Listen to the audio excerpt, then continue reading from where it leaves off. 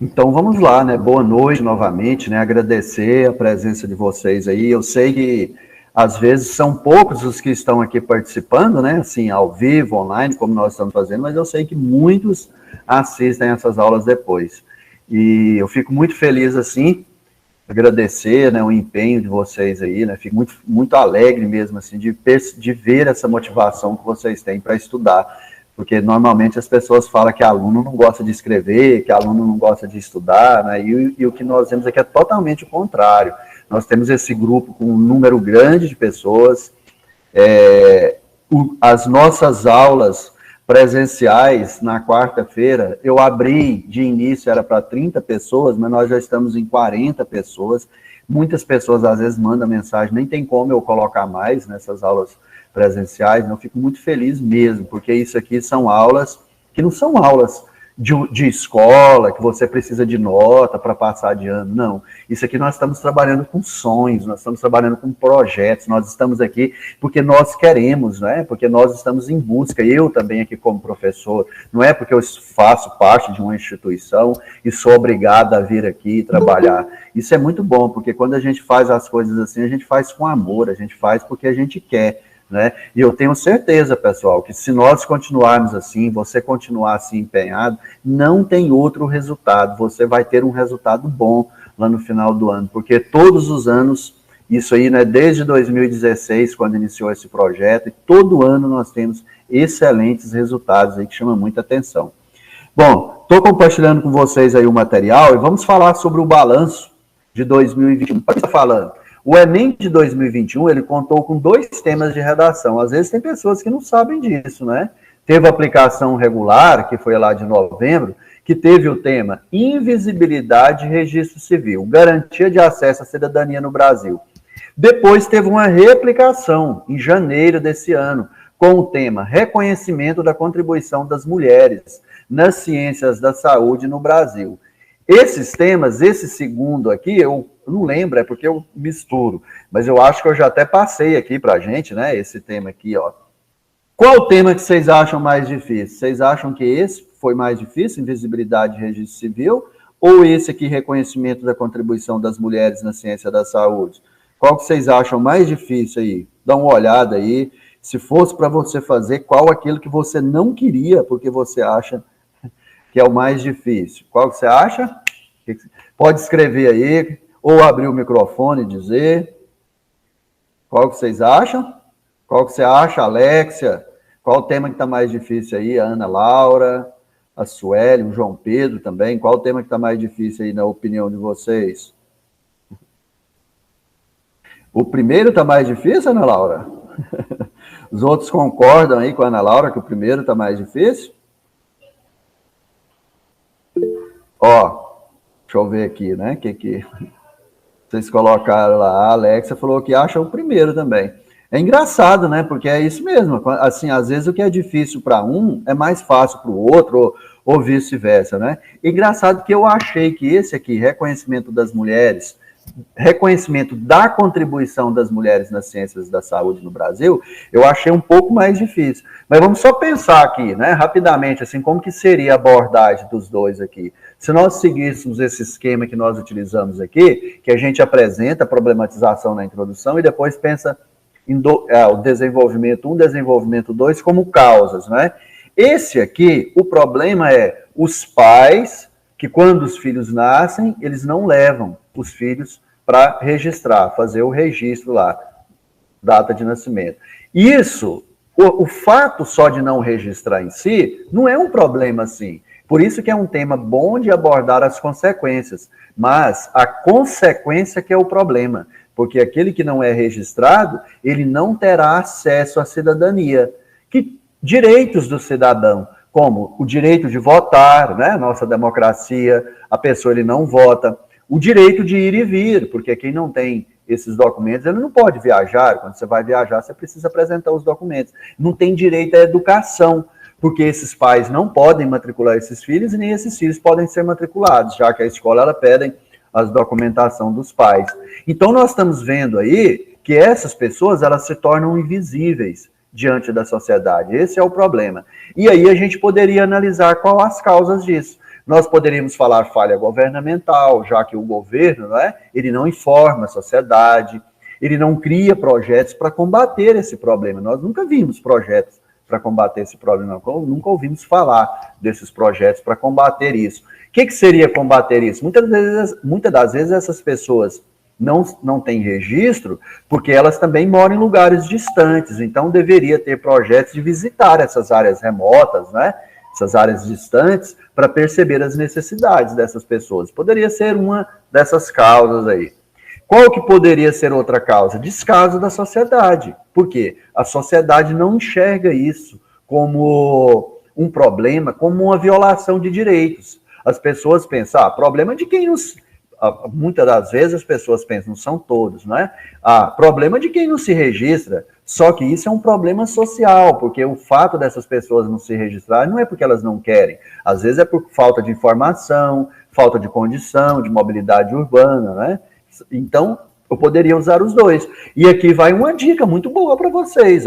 Quando a gente vai construir o segundo e o terceiro parágrafo, que são os parágrafos de argumentos, os argumentos mais utilizados por esses alunos que tiram notas boas, eu estou querendo dizer assim, não é que isso é critério para você tirar uma nota boa, mas quando a gente vai analisando aquelas redações nota 1000 todos os anos, a gente percebe que os argumentos que mais aparecem são esses: falha do Estado, falha governamental, falha estatal, ou a falha que é o descaso da sociedade, que é um dos mais usados aí. Descaso social, negligência por parte da sociedade. Esse outro tema aqui, que foi o segundo, né, reconhecimento da contribuição das mulheres à ciência da saúde, ele está falando de uma desigualdade de gênero, porque os textos motivadores, o que ele mostrava lá? Que quando são homens, eles são mais reconhecidos, são cientistas da área da saúde. Um exemplo, né, Oswaldo Cruz, o sanitarista Oswaldo Cruz, um dos mais respeitados, mais lembrados assim na área da saúde. Ele é muito conhecido, mas só que não era só ele, existia também, tem mulheres que também contribuíram muito para a saúde, mas para as ciências na área da saúde, só que elas não são reconhecidas. Quando a gente analisa os projetos hoje, esses projetos de ciência, tem muitos projetos de mulheres, mas a gente percebe que há um investimento maior do Estado em projetos em que são homens. Então essas mulheres, elas não são reconhecidas. Essas mulheres que se doam pela ciência, pela saúde, elas não são reconhecidas. É uma desigualdade de gênero. Seria isso, né? Eu falar dessa desigualdade de gênero entre homem e mulher, que há um favorecimento para os homens. Só que aqui, o que você tem que lembrar? Né? Essa desigualdade, ela existe na área profissional, essa desigualdade, ela existe na área educacional, e aqui está pedindo uma área específica, que no caso aqui, na área trabalhista, né, que eu falei, área profissional, a mulher, normalmente, homens ganham mais. Na área do lar também, né, uma desigualdade, o homem dentro de casa ele tem mais privilégio, enquanto a mulher ela tem mais obrigação, é disso que está falando, só que aqui é uma situação específica, essa desigualdade ela acontecendo no mundo da ciência, né, da saúde, ciência voltada para a saúde, pesquisas. Falando nisso aqui, né, que nós estamos falando, e vindo aqui, dando continuidade ao que nós estamos falando aqui, sobre o Enem, só que eu estou vendo aqui se vocês tinham escrito alguma coisa, não, está tudo certo aqui.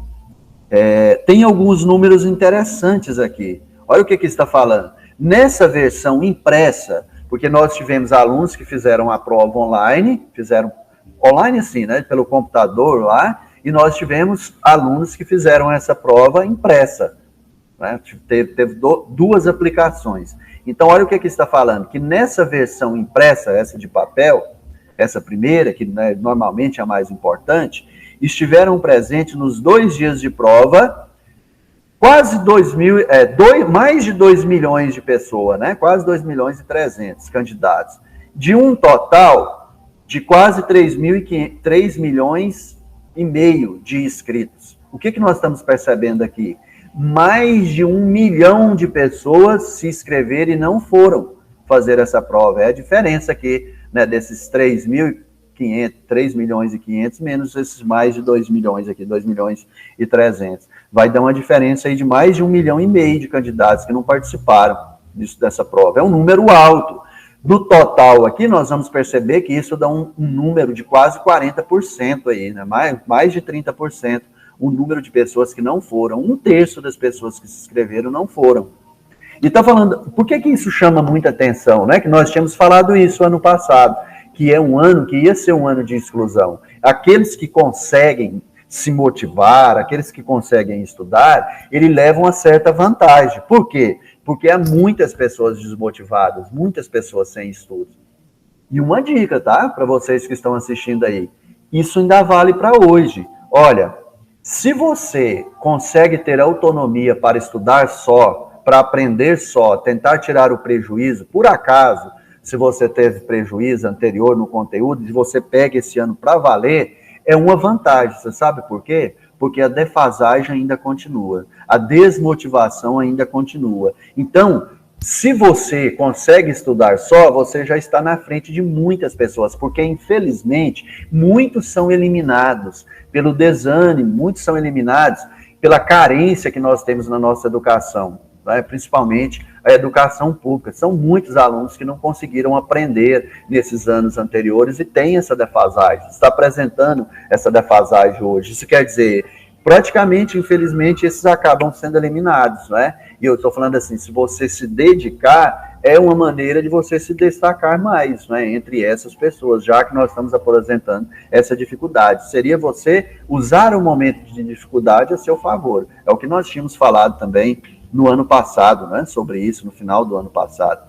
Agora, olha só a versão digital. Então, esses são os alunos que não foram impressos. Contou com a participação de 54,15% dos 68, quase 70 mil inscritos. Então, enquanto lá teve quase 40% de desistência, na prova digital, nós tivemos aí mais de 50%, quase 55% de desistência dos inscritos, né? Já na reaplicação, por que tem essa reaplicação? Porque às vezes, então, nós estamos vendo 3 tipos de prova aqui, né? A versão impressa e a versão digital, que foram a mesma prova. E essa segunda, que foi no início do ano, a reaplicação. Essa reaplicação, ela é feita para aqueles candidatos que são privados de liberdade, que estão nos presídios, às vezes, né, menores, né, às vezes menor de 18 anos, mas, né, que já terminaram o ensino médio, ou outros também, adultos que estão nos presídios, que estão estudando, que terminaram, estão terminando o ensino médio, que fizeram essa prova aqui, essa reaplicação. Então, nós tivemos aí, né, esse número aí também alto, né, de desistência aí na reaplicação, 31. Se nós formos contar tudo isso que nós estamos falando aí, nós vamos perceber o quê? Que é um total aí de praticamente 40%, se nós fizermos a média das pessoas que não compareceram. Agora, olha lá, isso aqui nos chama atenção. Apenas 22 candidatos conseguiram alcançar a nota 1000 na redação. Gente, isso é pouco demais. Eu falo isso para os alunos assim, olha, se nós conseguirmos uma nota 1000, tem alunos aqui que tem uma redação muito boa e tem chance para isso. Tem alguns que não estão assistindo a nossa aula aqui. Mas aqui, por exemplo, né, quem faz mais redação, como a Ana Laura, que está aqui, a Ana Laura tem uma escrita muito boa e ela nos representa muito bem aqui, esse grupo, não é? Eu estou falando dela aqui, mas nós temos outros que não estão presentes, que eu aposto muito nesses alunos. Você tirar uma nota 1000 significa você representar o nosso estado. Não é só a cidade, não é só a sua escola, não é só o nosso projeto aqui, mas é você representar o nosso estado. Sabe por quê? Desde que eu dou aula, desde 2016, que nós temos o projeto voltado somente voltado para a redação, nós nunca tivemos uma nota 1000. Já aconteceu de ter ano, de nós temos 6 alunos, 6 com nota 980, beirando a nota 1000, mas nós não tivemos nota 1000. Então, vale a pena, né, a gente acreditar nisso aí. E uma nota 1000, sabe o que significa? Uma nota 1000 é uma chance muito grande de você ser aprovado no curso que você quer. Vou dar um exemplo do meu filho, né, no início do ano passado, o Peterson. Ele tirou 920. Olha o quanto essa nota, não foi 1000, ele tirou 920. Veja o quanto essa nota foi importante para ele. Na área de linguagem, ele chegou a tirar 500 e pouco, foi menos de 600. Matemática, que ele tirou a nota maior, que ele quase aproximou de 700. Resultado final, quer dizer, a média dele lá, contando as outras áreas, era mais ou menos 600, mais ou menos.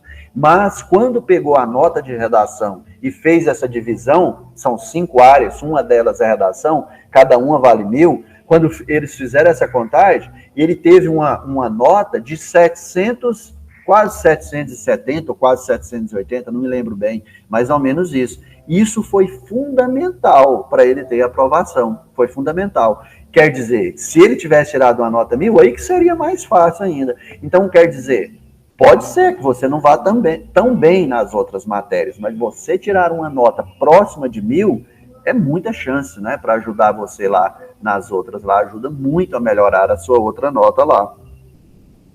Deixa eu fazer uma pergunta para vocês aqui. Vocês estão escutando barulho de som ou não? Música? Estão ou não? Tá ouvindo? Não? Não, professor. Ah, que bom, que eu estava preocupado, que está passando uma música aqui, que senão ia ficar ruim depois na gravação. Então, vamos lá, ó, continuando aqui. E está falando aqui, né, que desde 2013 que começaram a contar essas notas. Eu falei, eu trabalhar exclusivo para redação, eu comecei em 2016. E eles estão falando aqui, ó, e eu estou falando, desde 2016, Tocantins nunca teve nota 1.000. E esse ano, o último Enem, do ano passado, foi a menor nota que nós já tivemos, o menor número de candidatos que já tiveram nota 1.000. Somente 22. Eu não me lembro muito bem, mas parece que no ano passado, no ano retrasado, acho que foi 38, parece. No outro tinha sido 55, no outro tinha sido 100 e pouco, mas nós estamos vendo que vai reduzindo quase pela metade. Eu não acredito que vai reduzir mais do que isso, não. Tem chance até de aumentar um pouco mais. Mas esse fato de ter um número pequeno é porque também teve muita desistência, né? Como nós estamos vendo aí, poucas pessoas fizeram. Agora, isso aqui é importante, essa parte, ó. No total, não é, desses candidatos que tiveram aí, que nós estamos vendo aí, olha a quantidade de pessoas. Gente, isso aqui que está falando, isso aqui chama muito a nossa atenção, para a gente ter cuidado. Olha só, quase 100.000, quase 96.000 candidatos zeraram a redação. Olha os motivos aqui. Fuga ao tema, nós tivemos aqui quase 30.000 que fugiram do tema, fizeram a redação. Você já pensou? Que desespero para a pessoa, não é? Quanta pessoa não fica assim chateada com isso? Quanto que a pessoa não fica desanimada? Ele fez a redação, mas ele zera a redação porque ele fugiu do tema. E isso aqui a gente tem que ter cuidado. Sempre quando eu faço as correções, eu chamo atenção para vocês. Às vezes eu escrevo assim, focar no tema. Um tema como esse que eu coloquei aqui hoje, né? Que está falando aqui, olha só o tema que eu trouxe hoje. Violência nas escolas brasileiras.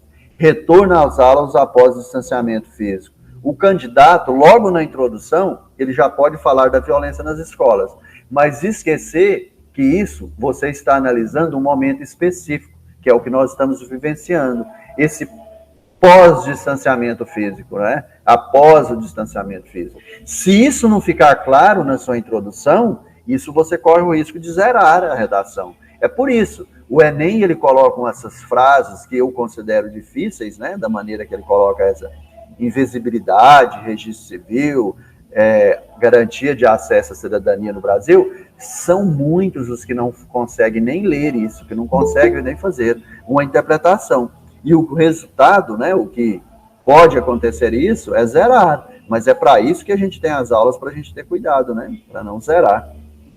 Olha só, cópia do texto motivador. Isso também aqui é para a gente ficar atento, não é? Olha, quase 8.000 pessoas copiaram parte do texto motivador. E aí, revisando isso que nós já falamos, dos textos motivadores, não tem problema você pegar informações como dados estatísticos, né, porcentagens, isso aí não tem problema. Você pode pegar leis, não há problema. Esse texto motivador, você está vendo que esse que nós estamos vendo aqui, ele não vai trazer dados, mas ele traz algumas informações, como, por exemplo, aqui, né, tragédias anteriores que aconteceram, como a de Suzano, violência na escola, a de Goiânia, essa de Realengo, que foram massacres na escola, de alunos que entraram dentro das salas de aula e fazeram um massacre, né?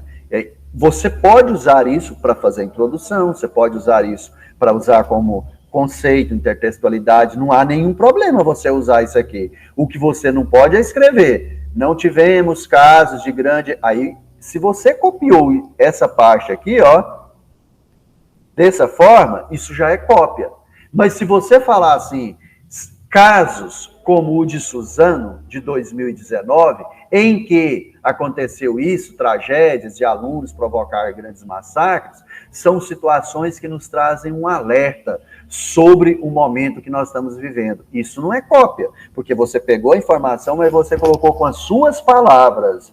O que está falando aqui de zerar é cópia. Aí, ó, a palavra está aqui, copiar. Você não pode copiar, você não pode, não tem problema você pegar informações. Está falando aqui também de texto insuficiente. Olha só a quantidade de pessoas que fizeram um texto insuficiente, zeraram. Um pouco mais de 6.000 pessoas. O que é um texto insuficiente? É texto que não coloca... pessoas que fazem o texto, mas não coloca a quantidade mínima de linha. Qual que é a quantidade mínima de linha lá no Enem? Para você não zerar, qual que é? Quem sabe aí? Quantidade mínima de linha. Quer dizer, se você escrever abaixo disso, você zera. Alguém sabe? Quantidade? Lá fala 7 linhas. Então, quer dizer, você tem que fazer 8 linhas da sua redação. Abaixo de 8, você pode zerar. Agora, os alunos me perguntam muito isso.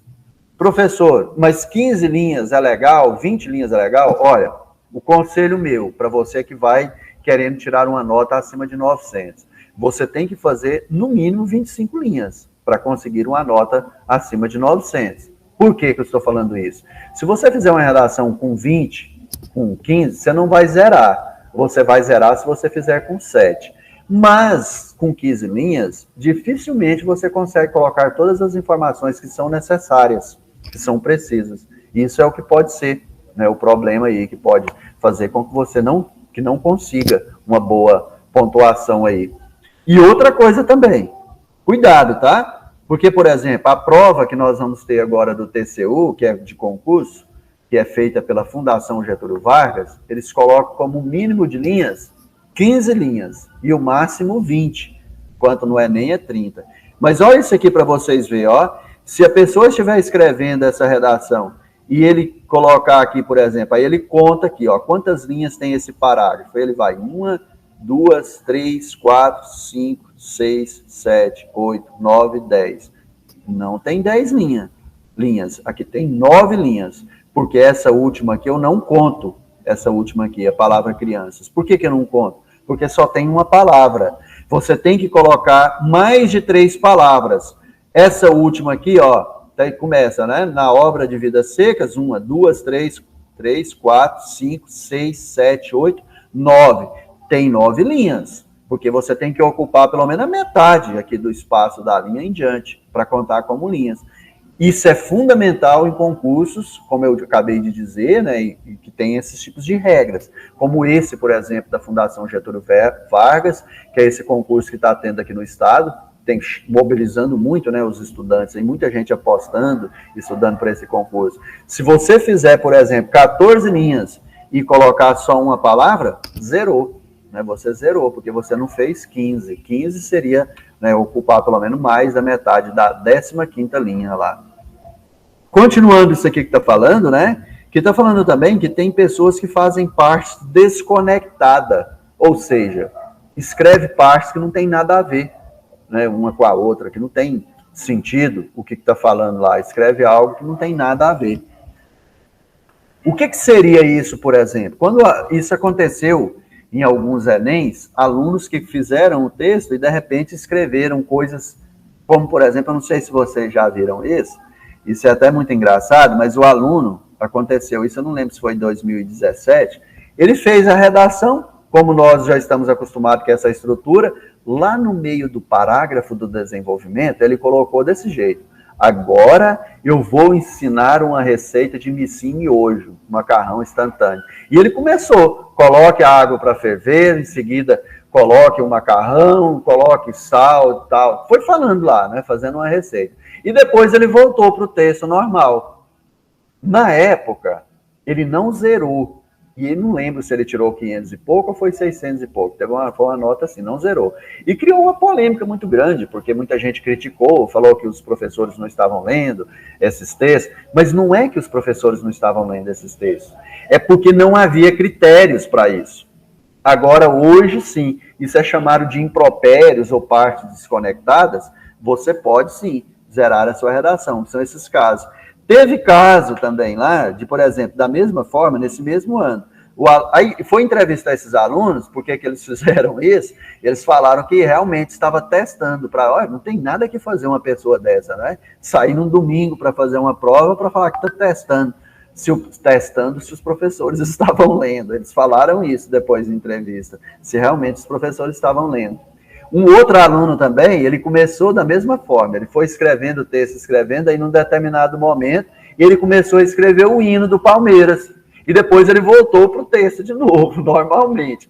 Gente, o hino do Palmeiras, isso é um absurdo, essa pessoa não era só zerar, né? Isso aí é um absurdo, uma pessoa fazer isso, colocar o hino do Palmeiras. Se eu fosse o corretor e fosse o hino do Vasco, eu poderia até considerar algumas coisas ali, né? Mas o hino do Palmeiras não é possível, né?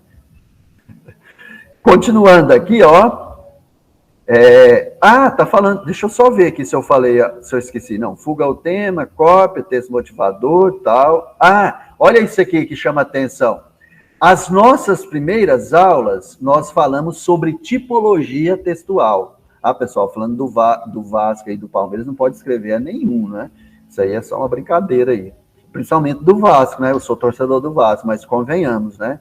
O Vasco está numa fase aí que eu não estou assistindo o Campeonato Brasileiro. Eu estava conversando hoje com um aluno sobre futebol, ele perguntando se eu gosto de assistir. Eu falei, eu gosto, mas eu não tenho mais animação por enquanto, né, para assistir Campeonato Brasileiro na situação que está o Vasco. 5º ano disputando a segunda divisão. Eu falei, ele já faz a parte da segunda divisão, já. Olha só isso aqui. Vocês lembram nas nossas primeiras aulas, nós trabalhamos tipologia? Tudo bem, dificilmente um aluno vai fazer a narrativa, né? Muito difícil isso, mas pode acontecer. Nós temos aqui quase 5.000 pessoas que zeraram porque fizeram outra tipologia, que era as primeiras aulas que nós tivemos. O aluno, dificilmente ele vai fazer uma descrição, dificilmente ele vai fazer uma injunção, que é o texto instrutivo. O que é o texto instrutivo? É aquele que passa uma orientação. Por exemplo, né? Como panfletos, né? Não jogue lixo na rua, isso é uma instrução. Ou manuais, por exemplo, o aluno normalmente não vai fazer isso. Mas o aluno pode fazer uma dissertação expositiva. Ele trazer só, isso é o que acontece muito. Ele não traz argumentos, mas ele traz somente informações. Isso aqui é fugir da tipologia textual. Porque qual que é a tipologia textual cobrada pelo Enem? Dissertação argumentativa. Se o aluno faz uma dissertação, ele fala sobre o tema, mas é uma dissertação expositiva, isso pode, né, correr o risco de zerar aí. E aí está falando, né, que teve textos em branco também, né, um número aí, né, alto também, né, um número de pessoas que tiveram o texto em branco. O que pode ser texto em branco? A pessoa chegou lá, quando se deparou com o tema, ele falou, olha, eu não consigo fazer nada, não consigo falar nada sobre isso. Não se preparou, não estudou antes. Nervosismo também, né? Pode fazer uma pessoa não dar conta de escrever, entregar um texto antes, né? São vários os fatores aí. E fala outros motivos. Não está falando quais são os outros motivos, mais de 2.000 pessoas, mas o que poderia ser esses outros motivos? Você rasgar uma folha sem querer, na hora de destacar, é um dos motivos. Você poderia zerar lá, você fez a redação, mas na hora de destacar, você rasga a folha. Pode ser também que você deixou cair água, fez a redação, mas deixou cair água. Esse texto caiu no chão, alguém pisou, sujou, aconteceu alguma coisa, dobrou, amassou, pode ser. Tudo isso a gente tem que ter muito cuidado, levar água para a sala de aula, colocar água em cima da mesa, cuidado, né? Porque essa folha ela não vai ser trocada, você vai ganhar uma folha e ela vai ser o seu documento, você tem que ter muito cuidado. Bom, é isso aí. Eu trouxe aqui um material Técnicas de Introdução 2, que é um material muito mais importante do que eu falar sobre esse material aqui, muito mais importante é um material para você ter e estudar, que eu já falei para vocês, né? Tem várias maneiras, aí você pode guardar isso, em forma de PDF, às vezes você pode imprimir essas folhas que eu envio, né? Mas esse material aqui, ele é muito bom, essa parte aqui. Por quê? São várias maneiras de você começar uma introdução. Esse aqui, alusão às leis. Vocês lembram? Foi um dos primeiros que eu passei, que eu falei que ele é muito bom, que nós estávamos falando. Olha o que é, olha só, quando você vai falar de leis. Vou mostrar esse aqui de forma exclusiva, né? Porque, assim, eu acho ele, assim, uma carta na manga. Introdução por alusão a leis. Então, você vai fazer, por alusão a leis. Você vai fazer a redação, né? E aí você resolve usar as leis. Olha como que você vai fazer. Você coloca a lei, logo em seguida, depois que você colocar a lei, o que diz, o que quer dizer a lei? A lei, ela representa, só para você ter uma ideia, a lei, ela representa o ideal, o mundo ideal, aquilo que deveria acontecer, né? Aquilo que seria o perfeito de acontecer numa sociedade. Só que, logo em seguida, o que você vai colocar? Você vai colocar o tema. O tema e a tese. O tema e a tese é o problema que você vai colocar. A situação real, né? É o que você vai colocar aqui, a situação real. Então, olha só, para você ver o quanto isso aqui pode nos ajudar, o quanto isso aqui pode ser fácil, né? Uma boa ajuda. Então, vamos imaginar que o tema é meio ambiente. Então, o que a lei diz sobre as questões ambientais? A lei diz que nós, cidadãos, e o Estado, nós somos responsáveis por cuidar do meio ambiente, por garantir um meio ambiente saudável, o mundo real. Agora, o que eu faço? Eu apresento o problema. Entretanto, aí o descaso ambiental, as queimadas, dependendo das palavras que estão lá, mostram que a lei não é aplicada na prática, ou que muitos não vivenciam essa lei. Olha só o exemplo para vocês verem, que o aqui, né, dessa introdução. Olha lá. Vamos ver essas marcas que eu coloquei aqui, ó. Até o primeiro ponto, olha lá. De acordo com a Constituição Federal de 1988, lei de maior hierarquia jurídica no país, o Estado deve garantir a todos o pleno exercício dos direitos educacionais, como o domínio do ato de ler e interpretar. Isso aí é o perfeito, é o ideal. Qual que é o tema? Incentiva a leitura no Brasil. Agora, olha só, o candidato, ele vai problematizar. Olha como ele vai fazer. Que é o problema. Agora, é a situação real, né, que eu tinha falado. Olha a situação real. Entretanto, aí pegou o tema. O que nós tínhamos falado agorinha para não zerar, para você não fugir do tema, para você ter cuidado. Use o tema de forma completa, de forma clara. Olha o que ele faz. Entretanto, a falta de incentivo à leitura no Brasil mostra que parte da sociedade é excluída desse direito. Que direito é esse? Do pleno exercício da educação, dos direitos educacionais, como, por exemplo, ler e interpretar, ser educado, ter escolaridade. Esses direitos não são aplicados a todos. Depois que você fez isso, você pensa, quais são as causas para esse problema? O que leva esse direito ser violado, né, do incentivo à educação, à leitura? Aí agora, olha como vai ser apresentada as duas causas. Isso se deve principalmente à falha governamental e ao descaso educacional. Ou seja, ele apresentou duas causas, que é o que ele vai escrever, explicar no desenvolvimento 1 e no desenvolvimento 2. Nós estamos fazendo uma revisão, nós estamos aqui na parte 2 da introdução.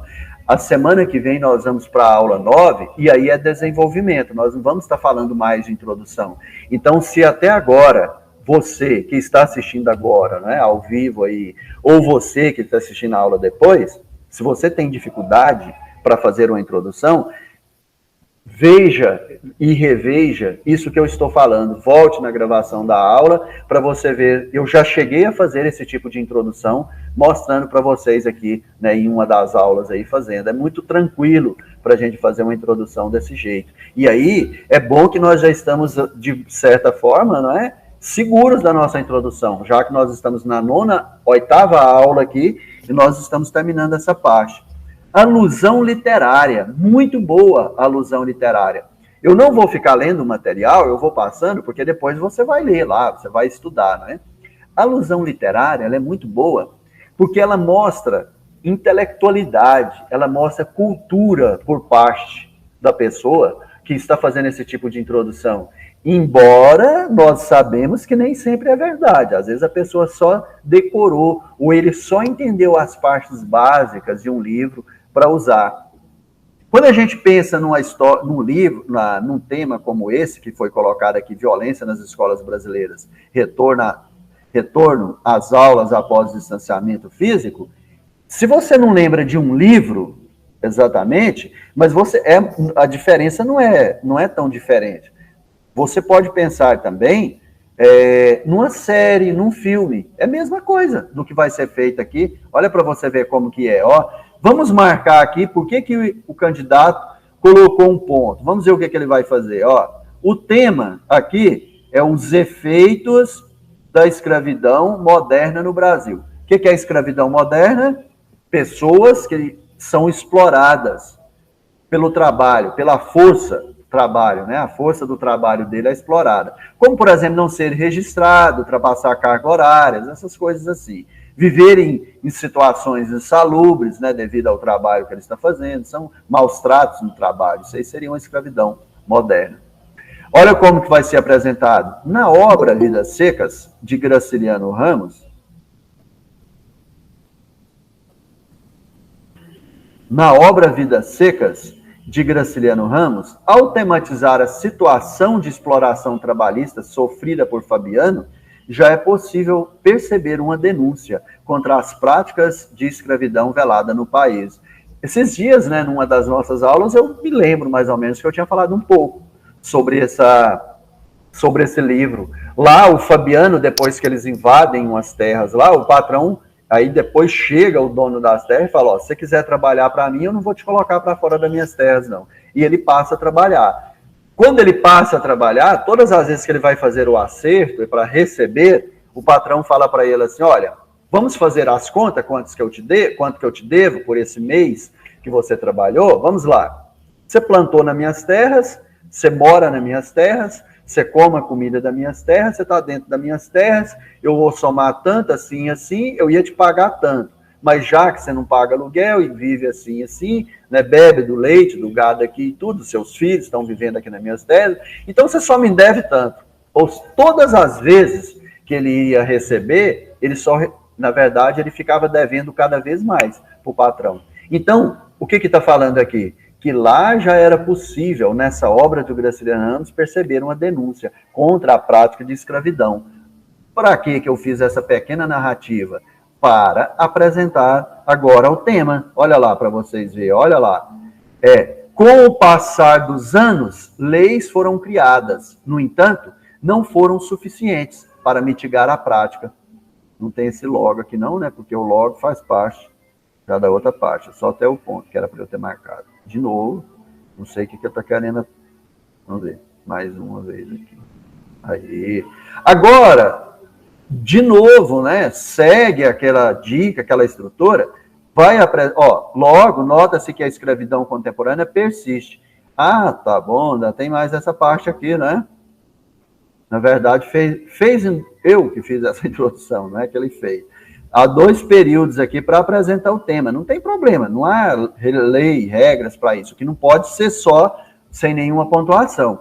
Então, olha lá, logo, nota-se que a escravidão contemporânea persiste, seus efeitos são contundentes no Brasil. É aqui que foi apresentado, de fato, né, o tema. Agora, olha lá, vamos ver o que vai ser apresentado depois. Entre as consequências, apontam-se a concentração de renda e a miséria social. Presta atenção aqui.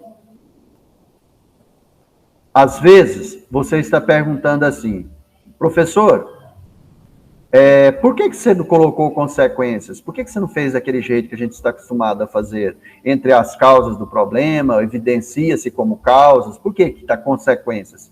Está falando, a consequência desse problema é a concentração de renda e a miséria social. Quer dizer, quando há uma exploração do trabalho, quanto mais explora, mais as pessoas juntam dinheiro. E o outro, mais aumenta a desigualdade social. E mais aumenta a miséria social. Aí a pergunta, né? Por quê, professor? Por causa dessa palavra aqui, ó. Efeitos. Efeitos significa consequências. Então, aqui eu não vou falar das causas no meu desenvolvimento 1 e no meu desenvolvimento 2. Eu vou falar das consequências, certo? Olha essa aqui, alusão cinematográfica. Eu não vou analisar, não vou ler, mas você vai ver que segue o mesmo esquema anterior. Coloca um ponto, só que aqui está fazendo uma narrativa de uma série, para apresentar o uso errado, de forma errada das tecnologias. As crianças, né, usam isso de forma equivocada. Logo em seguida, o que vai ser feito? Faz uma comparação com a série para apresentar o tema. E depois, do mesmo jeito que nós estamos falando aqui, de maneira análoga, aí vai falar das causas, quais são as causas do problema. O esquema é o mesmo. Essa aqui, que é introdução coringa, eu lembro que eu falei sobre ela. Por que ela é uma introdução coringa? Porque quando você troca isso aqui, somente essa parte, independente do tema, você consegue fazer outros temas. Vamos fazer um exemplo? Esse tema aqui, ó, a violência nas escolas, após o distanciamento físico. Olha o que eu vou fazer, ó, para esse tema aqui. Ordem e progresso é o lema estampado na bandeira nacional. Nessa perspectiva, o Brasil deveria valorizar suas diversas áreas sociais: saúde, educação, moradia e segurança. No entanto, nota-se que, aí eu vou lá, ó, a violência nas escolas brasileiras após o distanciamento social apresenta-se como um desafio às autoridades e mostra, né, que tal frase não é cumprida, que tal frase não passa de uma utopia, como eu fiz lá aqueles. E logo em seguida eu falo, entre as causas do problema aponta-se. E eu aponto duas causas. Gente, anota isso aí. Dicas para você fazer desenvolvimento sobre esse tema, para quem vai fazer, que é um tema muito bom. Se tivesse mais tempo da nossa aula, mas logo eu tenho que ir encerrando aqui, seria muito bom a gente falar disso aqui. Porque perceberam, o que esse tema está falando? Que com o retorno 100% presencial, as escolas não tiveram o cuidado de pensar se esses alunos estão ou não passando por problema. Como que esses alunos vieram depois desse confinamento, depois desses 2 anos praticamente aí sem aulas, convivendo em casa, às vezes com pais violentos, em alguns casos, às vezes com alcoolismo, tudo isso aumentou. Aumentou a violência doméstica nesse tempo, aumentou o consumo de álcool, né? Tudo isso aí nós vimos isso durante a pandemia. E não houve nenhum preparo para receber esses alunos, psicológico, preparo para receber esses alunos. Não houve uma preocupação. Então, o que eu posso abordar com isso aqui? Que uma das causas desse problema, de ter essa violência, agora, nesse momento após o distanciamento, é a falha educacional. O que falha é essa quando você for desenvolver? Que a escola ela não se reestruturou, ela não se reinventou, ela não se preparou para receber esses alunos. Como, por exemplo, esse texto fala sobre isso aqui. Olha o que esse texto fala, que dá para a gente usar aqui, ó. Deixa eu ver se é esse. Acho que é esse aqui, ó. Como, por exemplo, trabalhar a importância, né, do respeito, dos limites, da ética. Não se preocupou com a saúde mental desses alunos, se eles estão mais estressados, se eles estão, por algum motivo, mais violentos pelo convívio que eles tiveram em casa. Olha o outro argumento muito bom para você utilizar aqui, além da falha da educação, para você fazer esse tema. O comportamento familiar como impulsionador dessa violência. Depois eu vou falar que eu não vou escrever, mas como eu estou falando e você pode assistir quantas vezes você quiser, Emile Durkheim, ele tem um conceito chamado de fato social. O que é o fato social? Durkheim diz que nós somos um produto do meio, que nós temos uma tendência a repetir aquilo que nós presenciamos, aquilo que nós convivemos. Principalmente crianças, né? Ela repete aquilo que ela vê os adultos fazendo. Fato é situação, acontecimento. Como violência, por exemplo. Social, por quê? É porque esse fato, esse problema, ele tem a ver com o convívio, com o momento que nós estamos vivenciando. Com o momento não, desculpa, com o meio que nós estamos vivenciando. E por que eu falei comportamento familiar como uma das causas? Nós falamos a falha da educação em receber essas pessoas de forma, né, se preparar para receber esses alunos, e o comportamento social. Por quê? Se esses alunos passaram durante todo esse tempo tendo um maior convívio com os familiares, e se há índice que mostra que houve um crescimento da violência doméstica e consumo de álcool e drogas, por exemplo, e esses alunos estão nesse meio, então, de acordo com o fato social de Durkheim, é perceptível que há uma tendência, que há uma possibilidade desses alunos repetirem o comportamento dos pais, repetir o comportamento que eles presenciaram dentro do lar, dentro de casa. São duas causas, né, muito boas para a gente utilizar aí. Bom, é isso, né, que eu tinha para falar aqui. Vai ter essa redação aqui. Olha, analisa essa redação aí, pessoal, da Bárbara. É show essa redação da Bárbara. A Bárbara foi a única aluna que eu tive até hoje que tirou 2 vezes 980. 2 vezes ela esbarrou no 1000. 2 vezes seguida 980, a Bárbara. Hoje faz medicina lá na UFT. Show de bola essa redação dela. Usa um vocabulário requintado, um vocabulário diferenciado na redação dela, que é muito bom para a gente usar para outras redações. Essa não é uma redação que ela fez no Enem. Como nós vamos ver aqui, o tema é outro. Ela fala sobre, deixa eu ver aqui se eu vejo. Banalização, tá, deixa eu ver aqui. Valorização ordinariamente, então meio com romance prestada, valorização dos nativos. A questão indígena, que é sobre os nativos, que ela fez essa redação aqui, mas muito boa. Bom, eu vou terminar por aqui. Antes disso, eu vou perguntar a vocês aí, vou salvar isso aqui, porque aí eu mando essas anotações. Não vou mandar essas anotações lá no grupo, porque eu acho que depois... Eu acho que não precisa, porque depois, como vai ter a aula, né, basta só você ver lá as aulas, lá não precisa de eu mandar essas anotações, não. Vou mandar o texto, né, esses textos aqui. Pessoal, alguma pergunta, alguma dúvida, pode escrever, pode abrir o microfone aí, fazer a pergunta, ou tá tudo certo, ou tá tudo bem aí com o que nós falamos. Nenhuma pergunta? Vou mandar lá agora, antes que eu esqueça. Nada? Tudo ok? Então, tchau para vocês. Eu não estou olhando se colocou pergunta, não. Agora eu vou olhar lá. Eu estou dando tchau aqui. Mas, assim, se por acaso, né, ninguém tem pergunta, então, até mais. Muito obrigado, tá, pela participação de vocês. Amanhã já é sexta, né? Um bom final de semana para vocês. Mantenha o foco aí, né? Mantenha-se motivados. Lembre sempre, né, que vale a pena a gente estudar, a gente se dedicar, né, aos nossos sonhos, aos nossos projetos. Estou mandando aqui. Mandei essa mesmo, que está com as marcações aí. Se por acaso alguém quiser a outra que está sem marcação, depois vocês falam comigo. Então, tchau. Um abraço para vocês, tá, pessoal? Boa noite. Muito obrigado, tá? Até mais.